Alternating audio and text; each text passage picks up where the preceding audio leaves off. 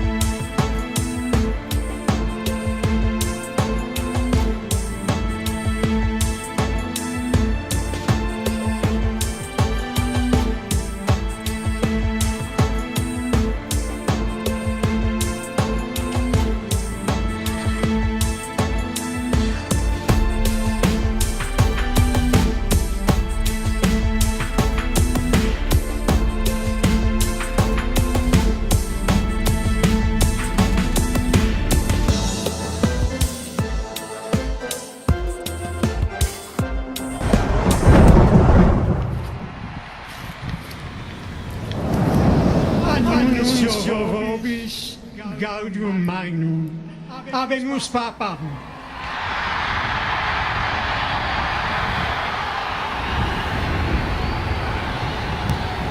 Eminentissimum ac reverendissimum Dominum Georgium Marium, Sancte Romani Ecclesiae Cardinalem Bergoglio, qui sibi nomen imposuit Franciscum.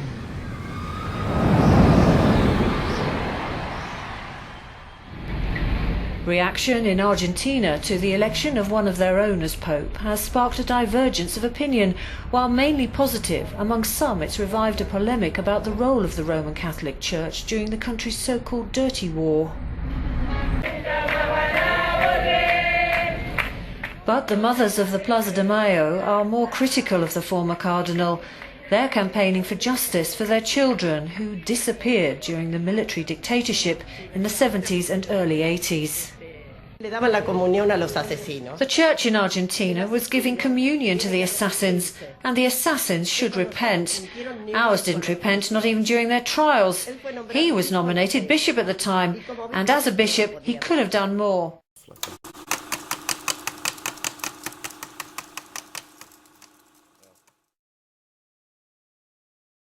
Prescott Bush, the grandfather of George W. Bush, and George Herbert Walker, his maternal great-grandfather for whom his daddy is named, were Nazi traitors to the country who should have been tried for treason. Union Banking Corporation. In actuality, it was anything but a bank. It was essentially a Nazi money laundering operation that had a lot of tentacles into a lot of different other businesses. Incredibly, after being warned by the FBI and the Justice Department and the Treasury Department to cease and desist in their Nazi dealings, they had continued them until 1951. There had been 28 additional seizures of Nazi assets and Nazi business fronts between late 1942 and 1951, and that they had moved Nazi assets into Switzerland, Brazil, Argentina, Argentina, Argentina, Argentina, Argentina, Argentina, Argentina, Argentina, Argentina, Argentina, Argentina. A German U-boat pulls into a foreign port, not in Japan or Spain, but in the South American nation of Argentina. Argentina's Juan Perón is an open admirer of Hitler's regime, and the country is already home to many powerful Nazis. In the coming years, many more will arrive, including the wanted war criminals Adolf Eichmann, the architect of the death camps, and Joseph Mengele, dubbed Auschwitz's Doctor of Death. Argentina tenía el dudoso privilegio de albergar el partido nazi más importante del mundo fuera de Alemania. In Argentina, all the conditions were right to accept Nazi war criminals. Perón muy hábilmente consideraba que era un deshonor llevar a juicio a un ejército derrotado. En el caso de Mengele, el laboratorio Fabro-Farm lo incorporó como parte de su plantel. Que lo encontró un equipo de la televisión de Estados Unidos. En el caso de Eichmann, los israelíes no iban a actuar por derecha y decidieron el secuestro directamente. ¿Qué mejor que un país hospitalario?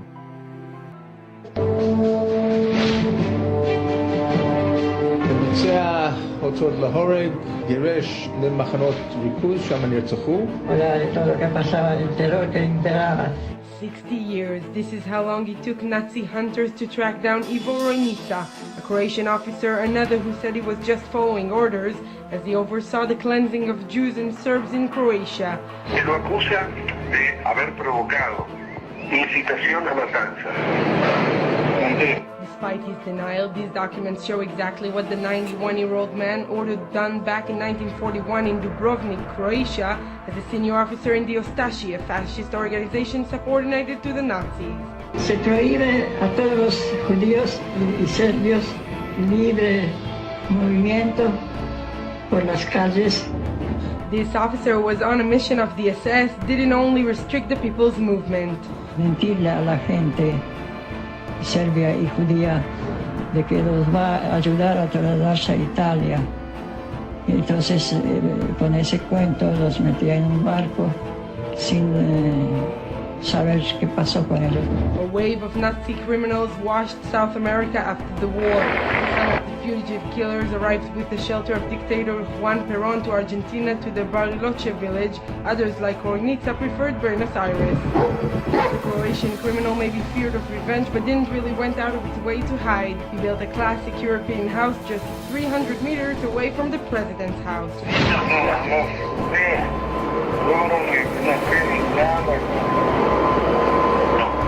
But Rojnica is wrong. The score isn't settled. After numerous setbacks, the hunters in the Byzantine center, who have watched him all these years, believe Serbia will submit under pressure and demand his extradition. Now, the man in charge of cleansing Dubrovnik will finally face charges, and will find out that the stain in his past cannot be erased.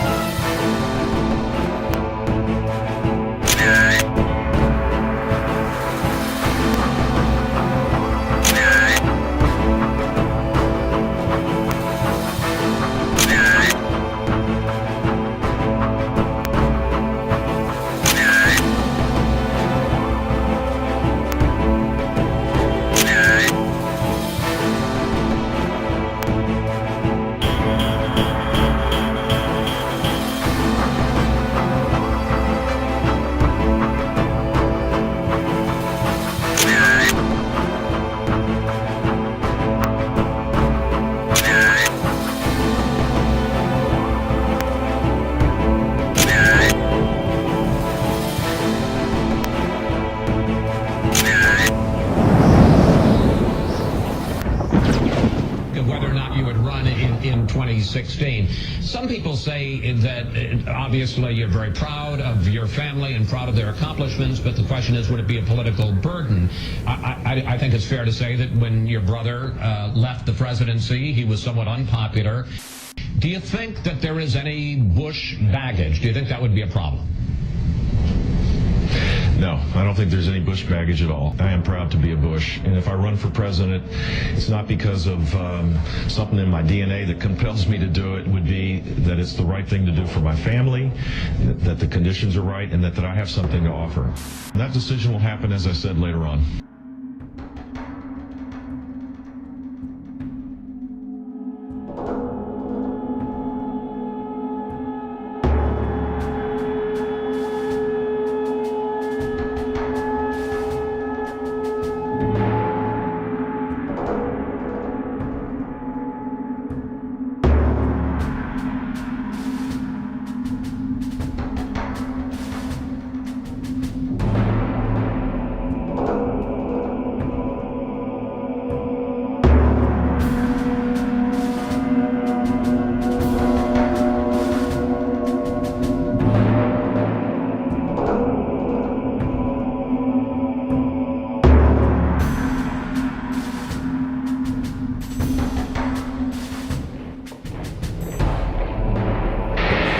March the 24th, 1976, a military junta headed by General Videla overthrew Argentina's democratically elected government and launched a campaign of terror against all who opposed the coup.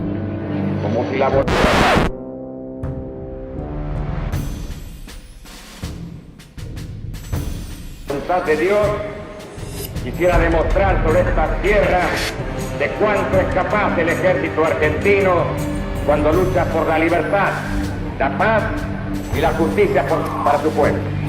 In the years that followed, 15,000 people were executed and 30,000 disappeared. 250 concentration camps were set up throughout Argentina, where so-called terrorists were routinely and systematically tortured while being interrogated. A mere wall separated detainees who were blindfolded and tortured from the seemingly normal life of passers-by. Thousands of people accused of terrorism were illegally detained, tortured and killed within these walls. The Argentine armed forces were trained in torture from the 1960s. These torture training sessions were sometimes photographed by those taking part in them. 33 years after the fall of the military regime, only one torturer is in jail.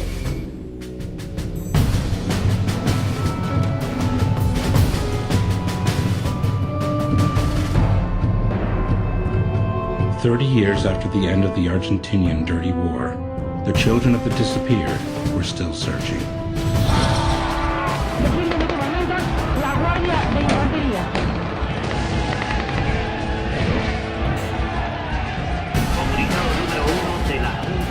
"30,000 people disappeared in the Dirty War. Among them were 500 pregnant women who gave birth in captivity, then were killed.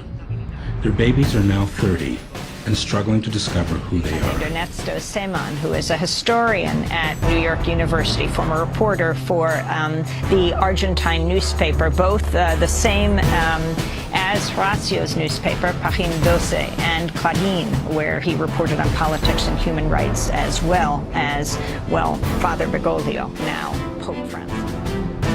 For more on the new Pope, we turn now to one of Argentina's leading investigative journalists, Horacio Verbitsky, who has written extensively about the career of Cardinal Bergoglio and his actions during the military dictatorship that ruled Argentina from 1976 to 1983. During that time, up to 30,000 people were kidnapped and killed. A 2005 lawsuit accused Jorge Bergoglio of being connected to the 1976 kidnappings of two Jesuit priests, Orlando Llorio and Francisco Jalix. The lawsuit was filed after the publication of Verbitsky's book, The Silence, From Paul VI to Bergoglio, The Secret Relations Between the Church and the ESMA. ESMA refers to the former Navy school that was turned into a detention center where people were tortured by the military dictatorship. The new pope has denied the charges. He twice invoked his right under Argentine law to refuse to appear in open court to testify about the allegations. When he eventually did testify in 2010, human rights activists characterized his answers as evasive. In the case of Bergoglio, there's also the issue, as you have documented, and several other journalists in Argentina, of his particular role or accusations about his involvement in the dirty wars in Argentina. Could you talk about that and some of the things that, because you've been a leading investigative reporter uncovering the relations between the church and the government in terms of the dirty wars? Of course. He was accused by two Jesuit priests of having surrendered them to the military. They were a group of Jesuits that were under Bergoglio's direction. He was the provincial superior of the order in Argentina. 36 years he was provincial. During a period of great political activity in the Jesus company, he stimulated the social work of the Jesuits, but when the military coup overthrew the Isabel Perón government, he was in touch with the military that ousted this government and asked the Jesuits to stop their social work. And when they refused to do it, he stopped protecting them, and he let the military know that they were not more inside the protection of the Jesus company, and they were kidnapped. The president founding of CELS, Center for Legal and Social Studies, Emilio Mignone, said that Bergoglio was accomplice of the military. This priest has links with subversion. That was the name that the military gave to all the people involved in opposition to the government, political or armed opposition to the military, and that he was jailed in the mechanic school of the Navy, and saying that this information was provided to the officer by Father Jorge Mario Bergoglio, provincial superior of the Jesuit company. This means, to my understanding, a double standard. He asked the passport given to the priest in a formal note with his signature, but under the table he said the opposite and repeated the accusations that produced the kidnapping of this priest. After his releasing, went to Rome. How were they found? Sorry? How were they found? In what condition were they? What had happened to them? Well, he was released, both of them were released, dragged, confused, transported by helicopter to in the outskirts of Buenos Aires, were abandoned as left by a drag in very bad condition. They were tortured, they were interrogated. One of the interrogators had extraordinary knowings about theological questions that induced one of them, Orlando Giorgio, to think that the own provincial Bergoglio has been involved in this interrogatory. He said that Bergoglio himself had been part of his own interrogation, this Jesuit priest? He told me that he had the impression that the own provincial Bergoglio was present during the interrogatory, in which one of the interrogators had extraordinary knowledge of theological questions. And Orlando Giorgio denounced Bergoglio. I received his testimony when Bergoglio was elected to the Archbishop of Buenos Aires. And Bergoglio, I interviewed Bergoglio also, and he denied the charges, and he told me that he had defended them.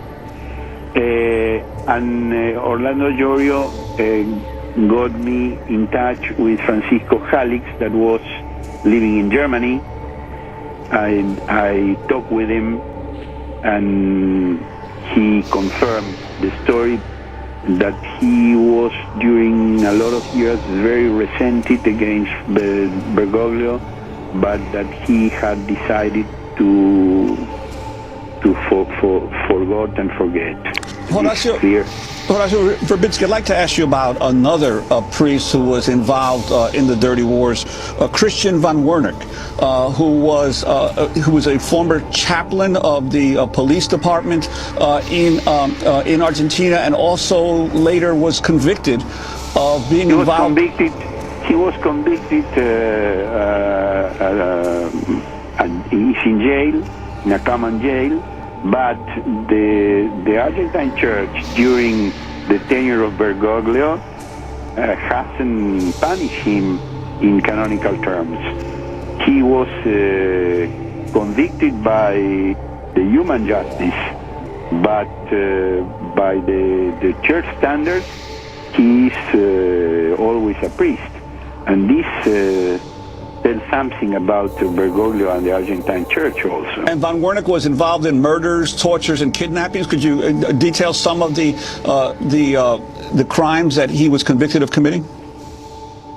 Bergoglio involved in the crimes of von Wernick? No, von Wernick, I said. Well, von Wernick was active part in torture and killings, and he was convicted not as an accomplice, but as a participant in the crimes. He was present during the torture sessions from Wernick. And there is not just one chaplain. There are some others that are under trial in this moment. Chaplain Regueiro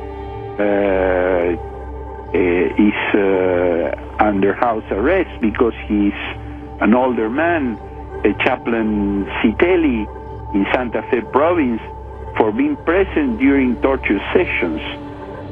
So there are a lot of them that were part of the Dirty War. I wanted to read, Horacio, a part of the State Department cable released by WikiLeaks that references, the Roman Catholic priest Christian von Wernick, who you were just talking about, convicted in 2007 of being an accomplice in several cases of murder, torture, and illegal imprisonment in Argentina during the military dictatorship.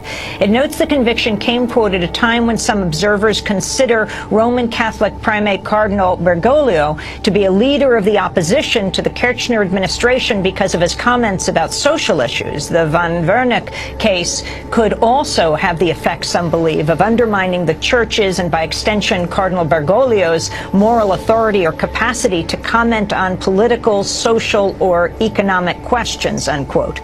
That was a State Department cable that was released by WikiLeaks. Horacio, could you respond? We can go as Jack the Stripper by parts. First of all, the State Department considered that Bergoglio was the chief of the opposition to the Kirchner government, and I agree with this statement.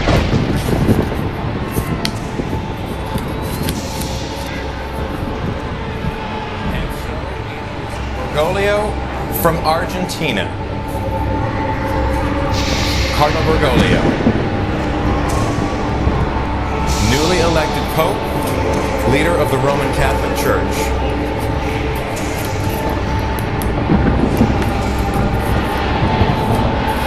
I wanted to bring in Father Matt Malone, who is in Rome now, and I'd like to get your reaction, Father Malone, to the announcement of the new Pope. And I would like to, we'll get to Father Malone in just a moment, but Father Guthrie, your reaction. I am here. Your reaction. Cardinal Bergoglio been elevated to the pontificate. Well, this was not one of the names that was listed as if it was going to be an early election. I think I'm a surprise? A surprise, I think, yes.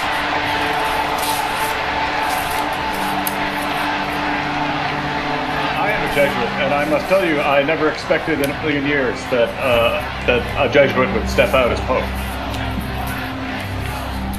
What does that say to the larger picture, to the direction of the Catholic Church?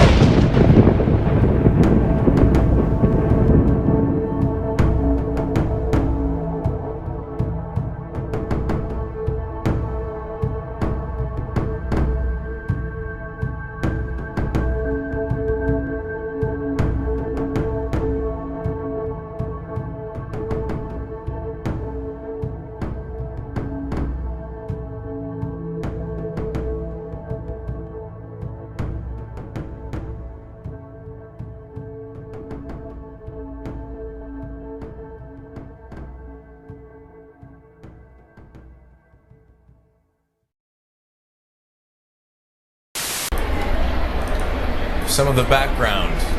He was born in 1936, ordained as a priest for the Jesuit community, as you had pointed out, Father, in 1969, and that in of itself is a surprise.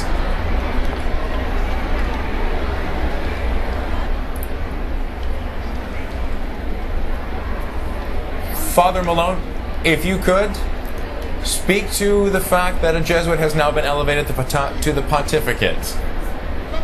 Well, it's an extraordinary thing. He is the first Jesuit in the history of the Roman Catholic Church to be elected Pope. And without getting into the history of the Jesuits formed in the 16th century, we've had a stormy relationship with the Church in some centuries, and it's really an extraordinary thing. Insofar as there has been a tension between some aspects of the Vatican and the Jesuits, and I think having a Jesuit as Pope, and in view of the fact that the Jesuits have been so worldwide in their activity, in their missionary activity, in their teaching in the Church, so that I think it would be interpreted as a sign of, rather than making a selection for someone who's closer to the Opus Dei or some much more conservative movement. Now joining us to discuss the significance of the choice of this Pope is Matthew Fox. Matthew's written 30 books on spirituality and culture, including The Pope's War. And he was once a Catholic priest, and he is now an Episcopal priest and educator. Thanks very much for joining us, Matthew. Thank you, Bob. It's sentimentalized by the media, and there's very little critical thinking, and that's one reason I'm glad to be with you, and we can talk about the deeper meanings. Of course, the financial situation in the Vatican is quite scandalous at this time. It needs cleaning up almost as much as the issues of pedophilia and cover-up of pedophilia, and almost as much as the issue of the Inquisition, because all those three things, and I write about this in my book on the Pope's War, the Inquisition has been brought back in the last 42 years with the last two popes. The Inquisition has been brought back. The Inquisition has been brought back. The Inquisition has been brought back. The financial situation is really scandalous. Just a year or so ago, the Italian government forbade Vatican credit cards to be cashed any place because there was a whole question of money laundering and all this. And this has been going on for a long time with the Vatican. The lack of transparency about finance. So, and then you have to understand that there's a real link in politics with the Vatican. I point out, for example, under Reagan, the CIA linked up with Pope John Paul II, and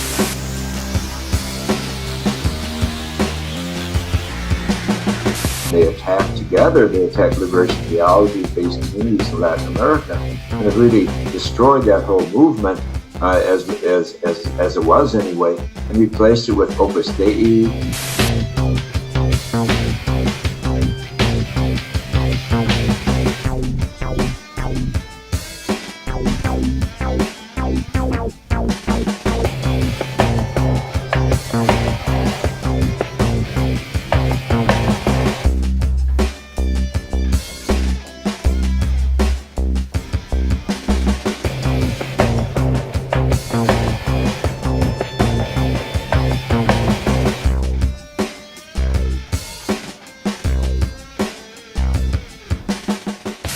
Liberation, all of which are extreme right-wing groups that feed, right-wing values, if you will, attitudes of power over, of domination, of patriarchy, and even of fascism,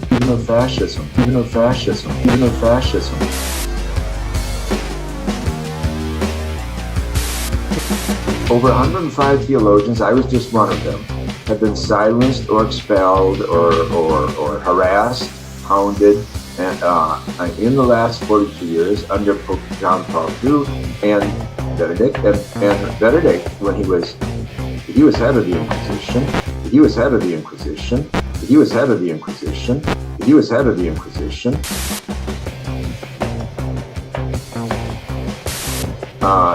They changed the name. It's called the Sacred Doctrine of Faith, but it used to be called the Inquisition.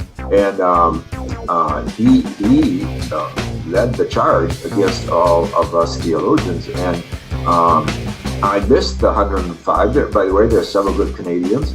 And that one of them dropped dead. He died of a heart attack when he was packing his bags for the 6th time to go to Rome to defend his theology.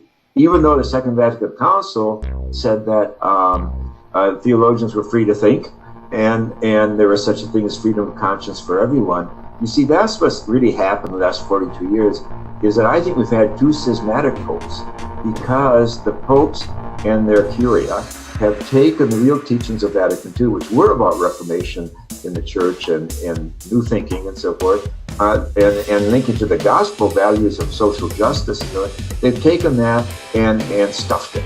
And that's what the silencing of 105 theologians means. So there's no question the Inquisition is back. The Inquisition is back. The Inquisition is back. The Inquisition is back.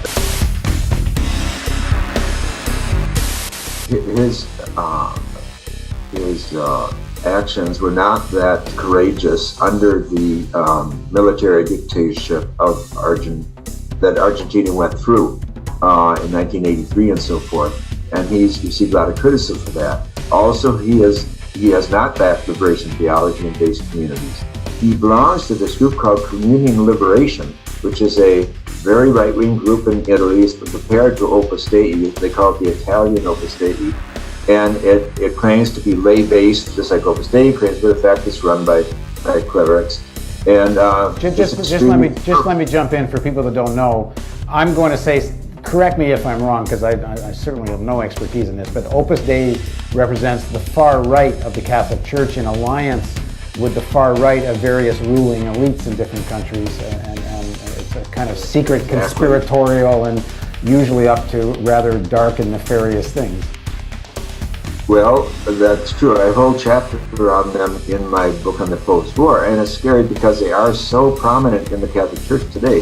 They're appointing Opus Dei cardinals and bishops all over South America, and now in North America as well. And Escriva, who was a fascist Spanish priest who started Opus Dei, they rushed him into canonization faster than any saint in history, and they ignored all the people who were close to him, who saw his dark and shadow side, and his sexism, the fact that he praised Hitler. Let me say that again, he praised Hitler, and they tell us he's in heaven. I don't know what that means. But yeah, Opus Dei needs to be watched, and they're everywhere. They're very strong in the American media.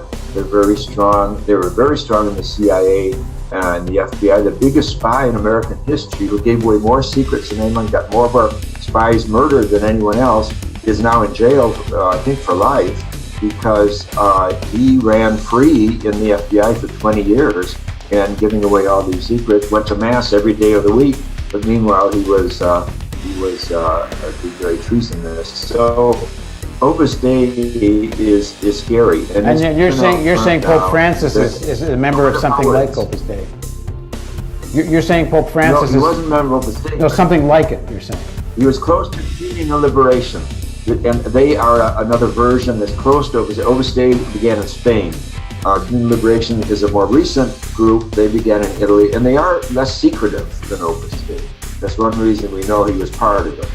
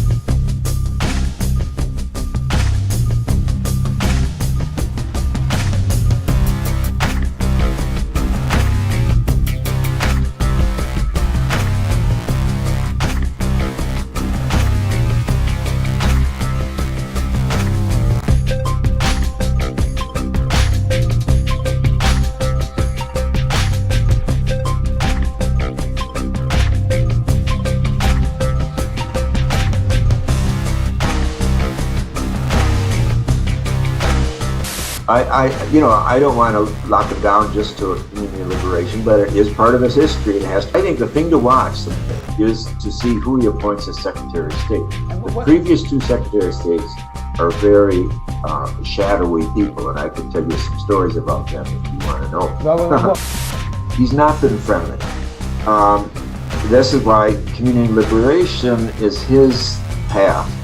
There's a sentimental veneer to a lot of what the media is into today. And you know, maybe they'll calm down. But remember what Carl Jung says, behind sentimentalism there lies violence. And so the sweetness is not enough. We have to see the actions and the real philosophy behind any movement and any individual that represents a movement, and not project too much onto any human being. You know, power corrupts. Absolute power corrupts absolutely. The corruption the Vatican is in at this time in history is unparalleled unless you go back to the Borgias of the 16th century. The corruption the Vatican is in at this time in history is unparalleled unless you go back to the Borgias of the 16th century. The corruption the Vatican is in at this time in history is unparalleled unless you go back to the Borgias of the 16th century.